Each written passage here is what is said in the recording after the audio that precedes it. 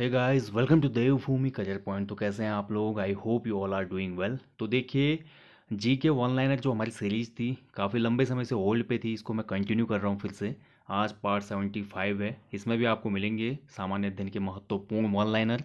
देखिए, इस सीरीज़ का सबसे ज़्यादा फ़ायदा ये है कि डायरेक्टली यहाँ से क्वेश्चन बनते हैं यूके ट्रिपल एससी के एग्ज़ाम में। और स्पेशली इस वाले टॉपिक में जो क्वेश्चन होते हैं वो सभी एरियाज से होते हैं, लाइक इंडियन हिस्ट्री हो गई, पॉलिटी, ज्योग्राफी और इकोनॉमिक्स, और साथ साथ स्टैटिक जीके के क्वेश्चन जो कि ज़्यादातर यूके ट्रिपल एससी के एग्जाम में पूछे जाते हैं। ठीक है, तो पार्ट 75 है, इसमें भी काफ़ी अच्छे अच्छे यहाँ पे क्वेश्चन आपको देखने को मिलेंगे जीके के। तो चलिए शुरू करते हैं दोस्तों। ठीक है, पहला क्वेश्चन आपके सामने है, देखिए, रज्मनामा किस भारतीय ग्रंथ का फारसी अनुवाद है? ठीक है, तो रज्मनामा जो है दोस्तों, ये फारसी अनुवाद है महाभारत का। ठीक है, किस ग्रंथ का? महाभारत का फारसी अनुवाद कहलाता है रज्मनामा। और ये अकबर ने करवाया था अपने शासनकाल में। ठीक है, तो अकबर ने बदायूनी, नकीब खां और भी लोग थे, उनकी मदद से महाभारत का फारसी में अनुवाद करवाया था। ठीक है, ध्यान रखेंगे, बहुत महत्वपूर्ण क्वेश्चन है, बहुत से एग्जाम में बनता है। और देखिए, ये वाली सीरीज़ बहुत ज़्यादा महत्वपूर्ण है सेंट्रल गवर्नमेंट एग्जाम्स के लिए भी, लाइक जैसे आप रेलवेज़ की तैयारी कर रहे हैं, एसएससी की तैयारी कर रहे हैं, वहाँ पे भी क्वेश्चन बनते हैं। ठीक है, अगला देखिए, दुष्यंत किस रचना के पात्र हैं? तो दुष्यंत का नाम तो आपने उत्तराखंड के इतिहास में भी काफ़ी बार पढ़ा होगा। ठीक है, दुष्यंत और शकुंतला की प्रेम गाथा, और यहीं पे जन्म हुआ था भरत का, काण्वा आश्रम में। ठीक है, तो अभिज्ञान शाकुंतलम के पात्र हैं दुष्यंत। ठीक है, और अभिज्ञान शाकुंतलम किसकी रचना है? ये कालिदास ने लिखी हुई है। अगला है, देखिए, एकता स्थल किसका समाधि स्थल है? ठीक है, तो एकता स्थल जो समाधि स्थल है, ज्ञानी जैल सिंह का समाधि स्थल है। ठीक है, ध्यान रखेंगे, ज्ञानी जैल सिंह को आप लोग जानते होंगे। ठीक है, एकमात्र राष्ट्रपति जो बहुत ज़्यादा कंट्रोवर्सी में रहे, पॉकेट वीटो का भी इन्होंने उपयोग किया था। इंदिरा गांधी के काफ़ी करीबी ये माने जाते थे ज्ञानी जैल सिंह। ठीक है, तो इनका ही समाधि स्थल है एकता स्थल। देखिए, चैनल पे एक प्लेलिस्ट है जहाँ पे मैंने जीके के अदर टॉपिक वाली एक प्लेलिस्ट है, वहाँ पे आप देख सकते हैं जितने भी स्टैटिक जीके के टॉपिक हैं। उसमें एक टॉपिक ये दिया है मैंने, जो महापुरुष हैं उनके समाधि स्थल, उनको याद करने की ट्रिक। जैसे गांधी जी का समाधि स्थल है राजघाट। ठीक है, इंदिरा गांधी का कौन सा है, लाल बहादुर शास्त्री का कौन सा है, तो देख लीजिएगा एक बार, क्वेश्चन बन जाते हैं यहाँ से भी।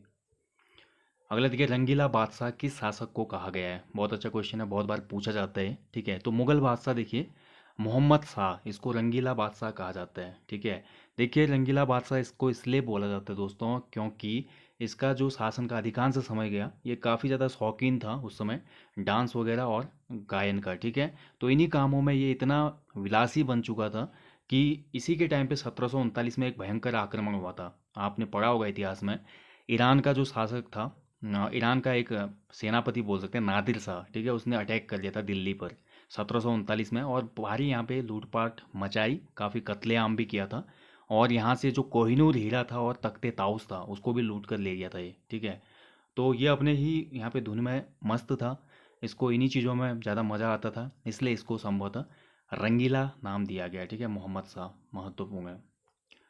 अगला देखिए, अजंता पर की गुफाओं का निर्माण किस शासक द्वारा करवाया गया था? ठीक है, तो अजंता की गुफाएं काफ़ी फेमस हैं। ठीक है, और इसका निर्माण करने वाले जो शासक थे वो गुप्त शासक थे। ठीक है, तो गुप्त डायनेस्टी के टाइम पे यहाँ पे निर्माण हुआ था। अजंता की जो गुफा मंदिर हैं बहुत ही फेमस हैं, बौद्ध धर्म का इफेक्ट भी वहाँ पे देखने को मिलता है। ठीक है, और अजंता की जो गुफाएं हैं, अजंता एलोरा की गुफाएं, ये महाराष्ट्र में स्थित हैं। उदयपुर में सहेलियों की बाड़ी किसने बनवाई थी? अच्छा क्वेश्चन है भी। ठीक है, यूनिक है थोड़ा। देखिए, उदयपुर जो कि राजस्थान में है दोस्तों, यहाँ पर सहेलियों की बाड़ी ये बनवाई थी महाराणा फतेह सिंह ने। ठीक है, ध्यान रखिए, किसने? महाराणा फतेह सिंह। अगला देखिए, मैन ऑफ डेस्टिनी किसे कहा जाता है? बहुत अच्छा क्वेश्चन है, मैन ऑफ डेस्टिनी। ठीक है, तो नेपोलियन बोनापार्ट, इसको मैन ऑफ डेस्टिनी कहा जाता है। ठीक है, डेस्टिनी का मतलब होता है किस्मत। ठीक है, किस्मत का धनी आदमी, यानी कि मैन ऑफ डेस्टिनी। तो नेपोलियन बोनापार्ट आपने पढ़ा है दोस्तों, अगर नहीं पढ़ा है तो बता देता हूँ। ये फ्रांस में इसका जन्म हुआ था। ठीक है, और बहुत से युद्धों में इसने अद्भुत कौशल दिखाया था। बहुत ही एक लड़ाकू, महान लड़ाकू के रूप में इसकी प्रशंसा की जाती है नेपोलियन बोनापार्ट की।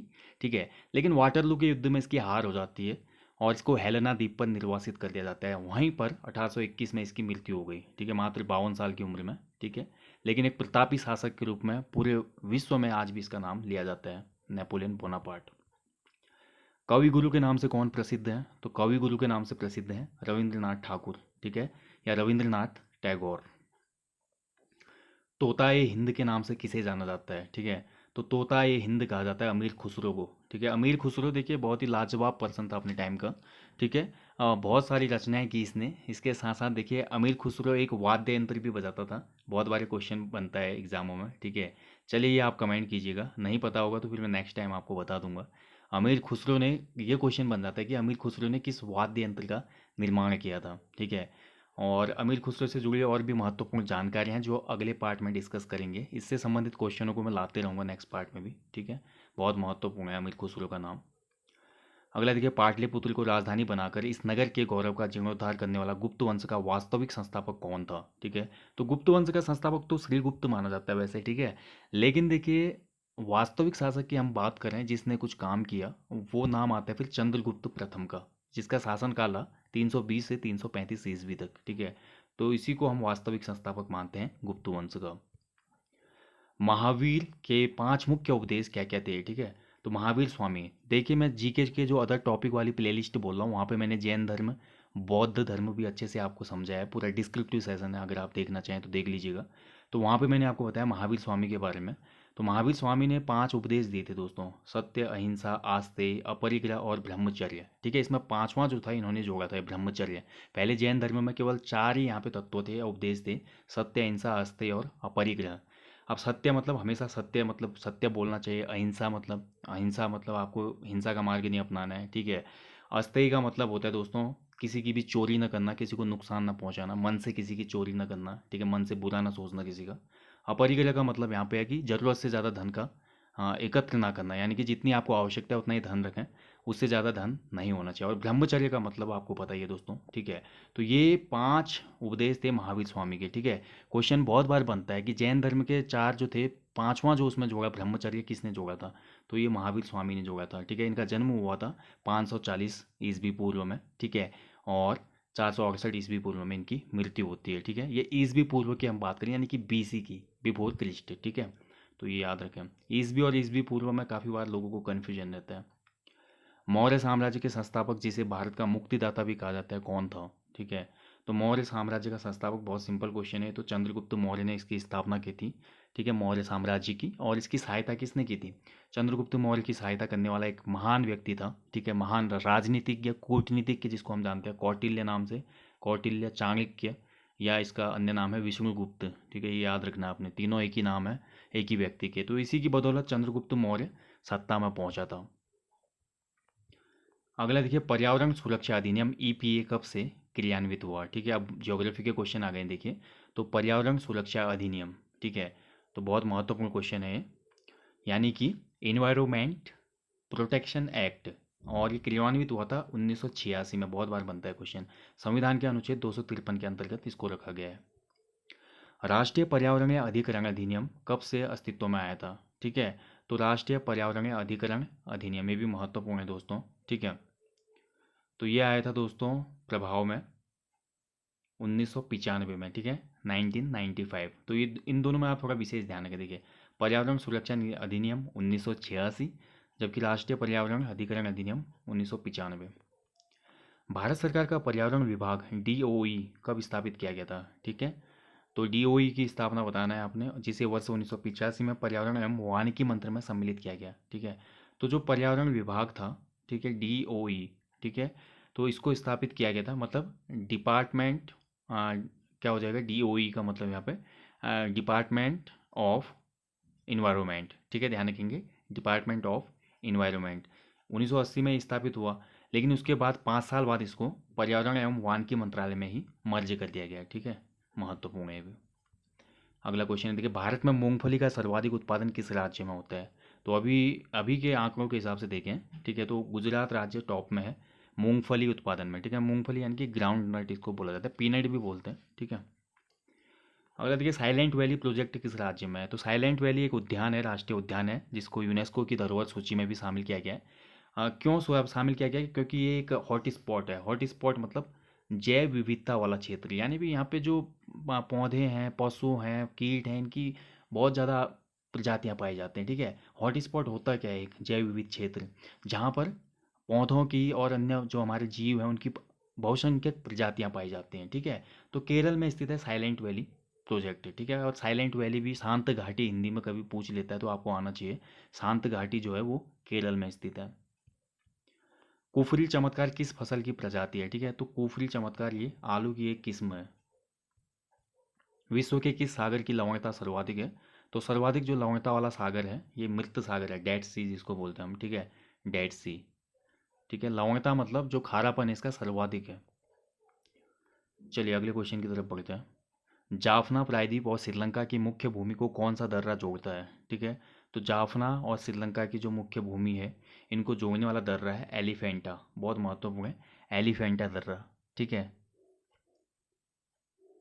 सर्वोत्तम आंतरिक जलमार्ग किस महादेश में स्थित है? ठीक है, तो जैसे देखिए दोस्तों हमारा सड़क परिवहन का जाल होता है, ठीक है, वैसे ही आंतरिक जलमार्ग का जाल बहुत ज़्यादा विकसित है यूरोप में। ठीक है, यूरोप महाद्वीप में बहुत ही व्यवस्थित तरीके से नहरों का निर्माण हुआ है, इस वजह से यहाँ पर आंतरिक जलमार्ग जो है बहुत अच्छा है, सुव्यवस्थित है, सुनियोजित है। ठीक है, और बहुत ज़्यादा उपयोग होता है उसका।